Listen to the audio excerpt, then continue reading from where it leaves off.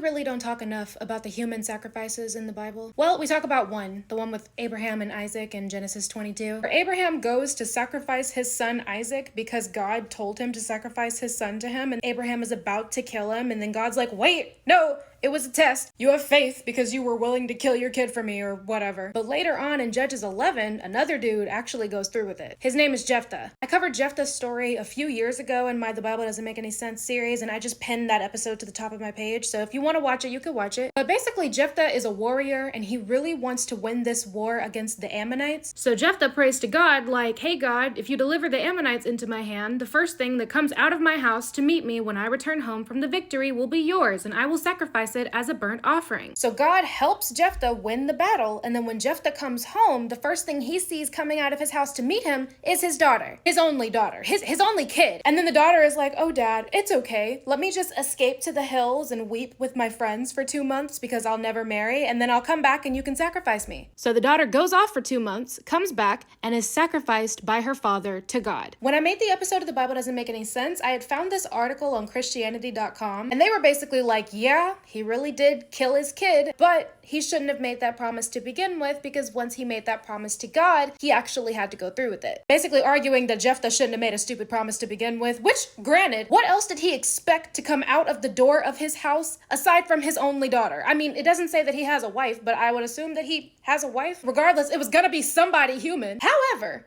God is apparently all-knowing. God was aware when he heard Jephthah make the promise to begin with, and when he helped Jephthah win the battle, that when Jephthah got home, the first thing that he would see coming out of his house would be his daughter. So either God wanted Jephthah to sacrifice a human to him, or this God is not all-knowing, not all good, and not all-powerful either, because an all-knowing God would have been fully aware of what the outcome of that battle and the outcome of that promise that Jephthah made would have been. An all-good God would never accept a human sacrifice, and an all-powerful God who didn't want a human sacrifice to occur would have stopped Jephthah just like he stopped Abraham back in Genesis 22. I told y'all this God is bloodthirsty. He loves shit like war and burnt sacrifices. As long as blood is being spilled and someone is losing their life, this God is appeased.